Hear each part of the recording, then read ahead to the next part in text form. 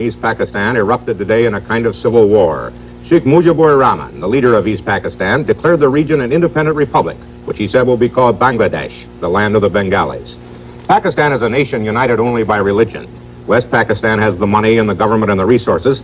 East Pakistan, 1,000 miles away across India, has the poverty and the misery. It seems to get in the world news only when it sets a record for disaster, as it did last fall with the tidal wave that killed 200,000 people. Now West Pakistan, which also has most of the army, is trying to crush the revolt. There are reports of many casualties in Dhaka and other East Pakistan cities. Americans reaching the U.S. consulate in Dhaka say that the army is using full force, including tanks, throughout the country. The revolt came after a final breakdown of talks for which Pakistan President Yahya Khan went to East Pakistan. The background of today's Declaration of Independence now, from Ted Koppel in Dhaka.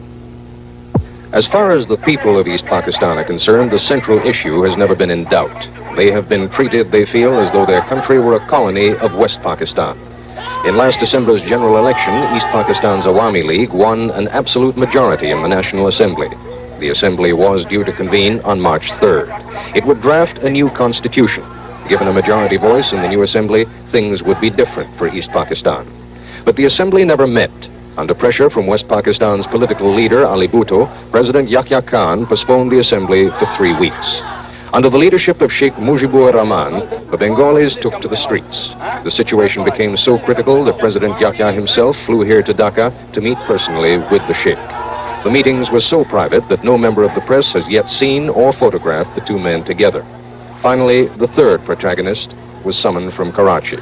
Ali Bhutto arrived in Dhaka surrounded by machine gun-toting bodyguards. The hotel where he stayed became an armed camp, cordoned off by the army. The precautions were necessary. In a competition for the most hated man in East Pakistan, Ali Bhutto would win in a walk. Within 24 hours of Bhutto's arrival in Dhaka, President Yahya postponed the National Assembly yet again, this time indefinitely. The Bengalis used the occasion to proclaim a kind of de facto independence. To the crack of a 1.5-gun salute, a rifle and what looked to be a Luger pistol, student groups hoisted the new Bangladesh flag before a crowd of some 10,000 people. But the Bengali people have tasted the influence of their own numbers. Sheikh Mujib's rhetoric and their own slogans have convinced them that compromise is tantamount to surrender. This is Ted Koppel, ABC News, Dhaka.